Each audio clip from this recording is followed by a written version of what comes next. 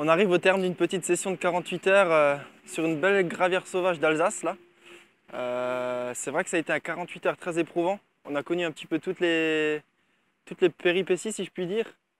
On a commencé avec pratiquement 36 heures sous la pluie. C'était vraiment très difficile pour pêcher, pour déposer les lignes comme il se doit. Et bizarrement, les poissons sont passés de off à on en très peu de temps. Et c'est vrai que les 12 dernières heures, on a connu une belle pêche. Je vous propose de voir ça en image tout de suite.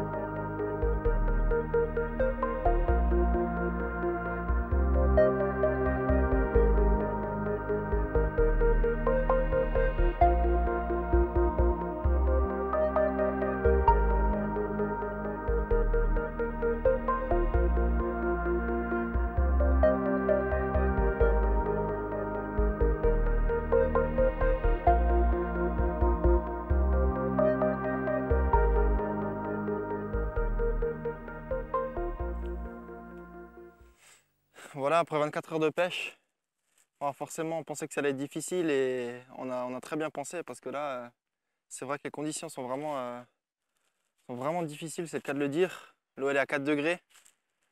Il pleut non-stop depuis hier. Heureusement là ça s'est calmé un petit peu visiblement. Et on a quand même réussi à mettre un beau poisson bien sombre au sec, une belle petite miroir. Donc là je pense que la pêche va enfin pouvoir commencer comme il se doit. On va essayer de retendre comme il faut. Elle a l'air bien vigoureuse encore en plus. Comme dit, l'eau est très froide et forcément donc par la même occasion elle est très claire. Donc là c'est vraiment pas évident, il faut être super discret. En plus de ça on pêche assez loin du bord.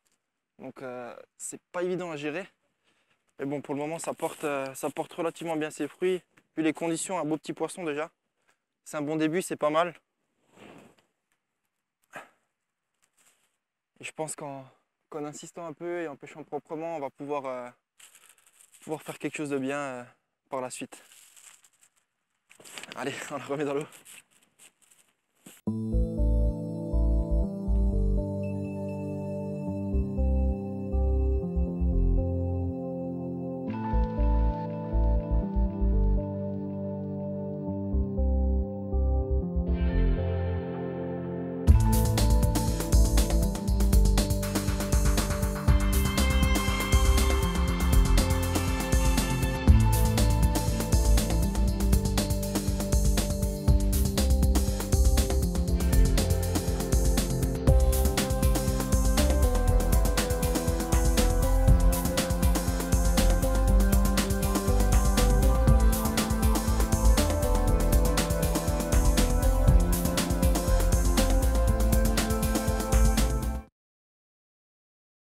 Voilà, je viens juste de remettre le poisson que je viens de vous présenter à l'eau. Donc ce que je vais faire maintenant, c'est vous présenter un petit peu l'amorçage que j'ai employé pour prendre ce poisson. Visiblement, les poissons sont encore peu actifs. J'essaie vraiment de présenter des petites taches d'appât très attractives au fond de l'eau. Donc là, ce que j'utilise, la base de mon amorçage, en fait, c'est de la simple Banoffee crochet. Donc en différents copeaux, hein. Bon, j'ai utilisé le crochat. Et en fonction de la fréquence à laquelle je vais l'utiliser, le nombre de tours que je vais faire, je vais produire en fait des copeaux plus ou moins fins. Donc là, ça va former la base de mon amorçage, c'est Banoffee crochet, auquel je rajoute dans un premier temps du sirop mainline, donc coconut. Donc là, je les nappe légèrement.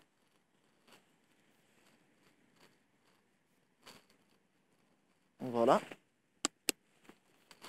Je rajoute également du sirop Tiger Nut. Donc ça aura pour but vraiment de laisser une trace au fond de l'eau.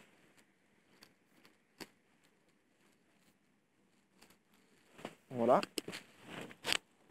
On mélange tout ça.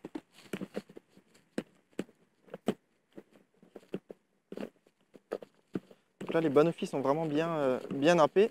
Ça va bien diffuser au fond de l'eau. Et comme on pêche actuellement dans une eau qui est super froide, c'est vraiment ce qu'il faut. Quelque chose qui travaille super vite et qui marque durablement le fond. Donc ça, On met tout ça dans le seau. À ça, je rajoute ensuite une petite boîte de maïs doux. Donc ça, c'est vraiment l'élément indispensable en toute saison, hein. Tous les poissons en raffolent. Ensuite, un petit mélange Chenvi et Tiger concassé. Donc ça, c'est pareil, je m'en sers vraiment tout au long de l'année. C'est très attractif, ça prend du poisson partout. Donc ça, je vais en mettre deux ou trois petites pelles à l'intérieur.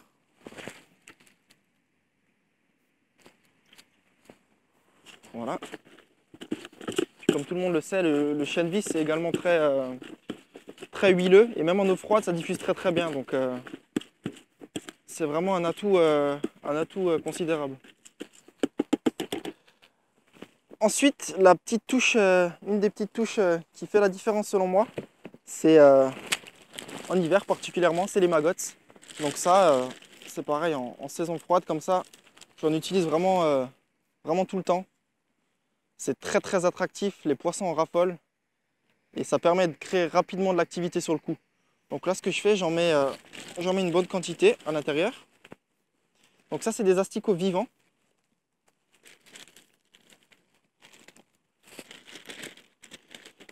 En plus de ça, ça va vraiment... le fait qu'il y ait du mouvement au fond de l'eau, en fait, ça incite les poissons curieux à venir voir ce qui se passe. Et généralement, c'est très très bon. Autre petite particularité que je rajoute également, là, c'est des asticots, comme vous pouvez le voir également. Mis à part que hier soir, avant d'aller retendre les lignes, je les ai mis à tremper dans du goût à l'amande. Donc là, en fait, les asticots ont également la particularité de pomper tous les attractants liquides qu'on leur adjoint. Donc là, on peut le voir, ils sont plus très vigoureux, mais par contre, ils sont gorgés d'attractants et je pense que ça peut être également un atout dans l'eau froide. Donc là, j'en mets également quelques-uns comme ça. Là, je pense que vous pouvez le remarquer, j'ai les mains qui sont bien teintées. Donc c'est la petite touche généralement aussi qui permet de faire la différence. Voilà, donc là on mixe bien tout ça.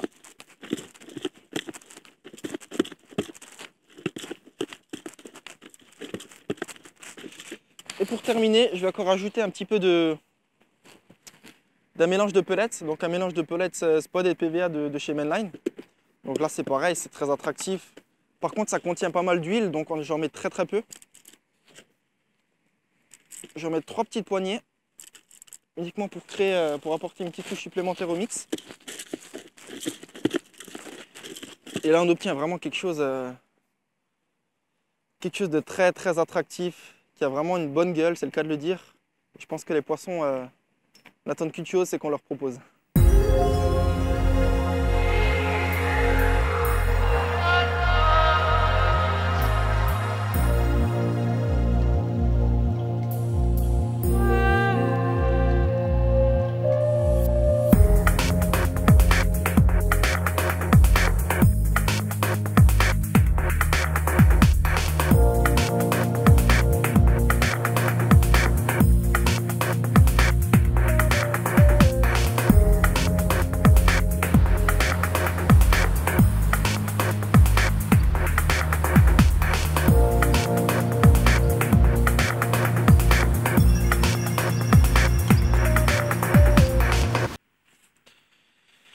Autant se le dire, la pêche en hiver, c'est vraiment pas de tout repos, hein. Là, heureusement, la pluie vient de s'arrêter. C'est déjà un bon point. Mais bon, les poissons sont pas vraiment encore activés pour le moment.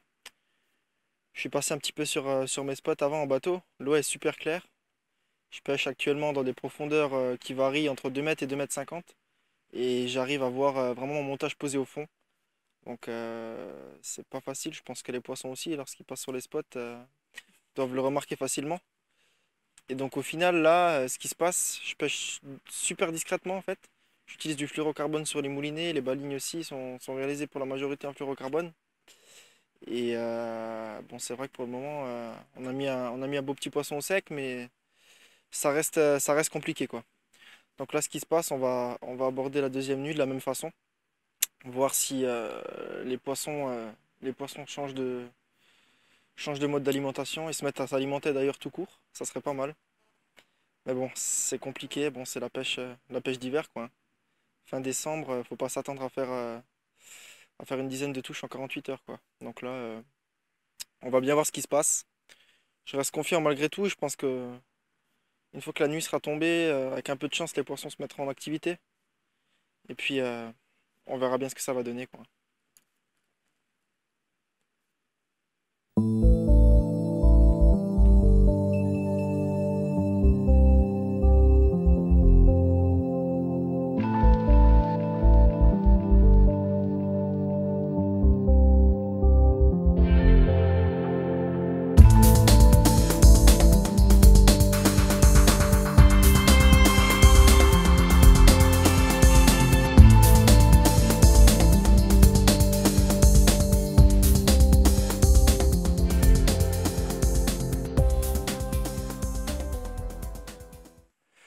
De la pure pépite sauvage comme ça, c'est vrai que ça fait vraiment plaisir, hein. Punaise. Ah, le soleil est de sortie, ça y est, les poissons commencent à bouger. Et les belles communes tout en longueur comme ça, visiblement se manifestent sur mon spot. C'est vraiment un bijou. Un bijou, bien sûr immaculé, aucune piqûre. Magnifique, vraiment magnifique. On va essayer de continuer sur cette lancée, essayer de prendre encore des poissons comme ça. Je pense qu'il y a sa grande sœur qui traîne sur la zone et je vais pas vous cacher que j'aimerais bien la prendre.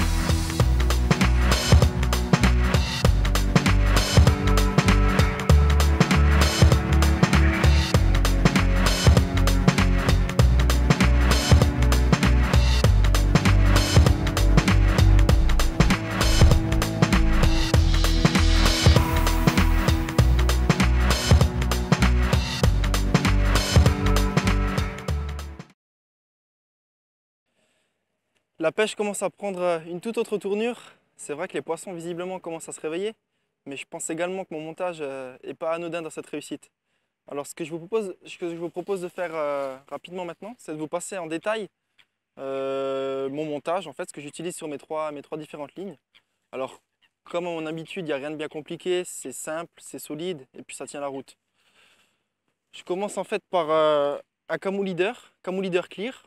Alors pourquoi j'utilise ce matériau actuellement? Il faut savoir que l'eau est très claire, donc j'avais deux options qui se proposaient à moi. Soit j'utilisais directement le fluorocarbone qui sortait de mon moulinet, soit j'utilisais ce type d'anti-tangle. Alors il faut savoir qu'une fois immergé, c'est quelque chose qui est très discret, qui se plaque sur le fond grâce aux deux inserts tungstène qui se trouvent sur le produit. Et donc ça fait vraiment un produit très polyvalent et très discret, surtout dans ces eaux claires où on n'a pas le droit à l'erreur à ce niveau-là. Sur ce Camo Leader, on retrouve un clip-plomb hybride. Donc ça, c'est un composant que je trouve vraiment essentiel. Vraiment essentiel, oui, c'est le cas de le dire. Comme on pêche vraiment à proximité d'obstacles actuellement, donc c'est vraiment un outil essentiel dans la sécurité du poisson. Si le poisson se retrouve bloqué dans les obstacles, le plomb est amené à se libérer très facilement. Donc ça, c'est quelque chose qui est très important à mes yeux. Au niveau du bas de ligne, donc à l'imrayon, comme à mon habitude également, un petit quick link pour changer facilement de présentation. Ça, c'est très pratique. Le bas de ligne, quant à lui, est réalisé en N-Trap Soft, couleur gravel, comme c'est ce qu'on retrouve, ce qui est prédominant sur ce fond, qui fait une longueur d'environ 20-25 cm. Sur ce bas de ligne, on retrouve un petit hameçon chaudie en 8. Une petite partie où j'ai dénudé très légèrement pour y insérer une petite chevrotine. Donc il y a une articulation qui est relativement bien marquée. Et où j'èche 2 grains de maïs flottant IB avec un petit asticot synthétique en guise de stop à pas. Donc ça, c'est une petite présentation très subtile. Dans les eaux claires, ça se voit très bien. Actuellement, où je pose mon montage en pleine journée avec les reflets du soleil, je pêche dans 2 mètres, 2 mètres 20 à peu près. Je vois le montage qui repose au fond avec mon amorçage. Donc d'où l'importance forcément de la discrétion. Et pour le moment, j'ai l'impression que les poissons se réveillent. Le montage commence à me ramener du poisson. On va continuer comme ça et on va voir ce que ça donne par la suite.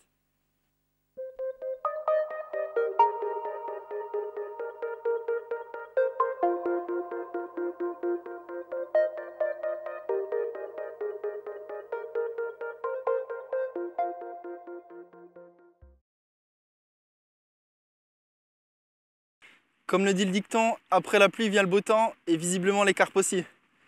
C'est juste incroyable comment les conditions météorologiques peuvent changer la donne d'une pêche comme ça d'un jour à l'autre. Comme je vous dis, on passait de 36 heures de pluie à maintenant le beau temps. Et visiblement les poissons répondent vraiment présents malgré que l'eau soit à 4 degrés seulement. Je pense vraiment que les pluies ont refroidi les eaux en surface et forcément ça avait un impact direct sur la pêche. Mais là on va essayer de tirer vraiment profit au maximum de l'activité des poissons. Je sais pas combien de temps ça va durer, mais en tout cas il faut en profiter, surtout pour des poissons comme ça. Allez, c'est parti, on va retendre.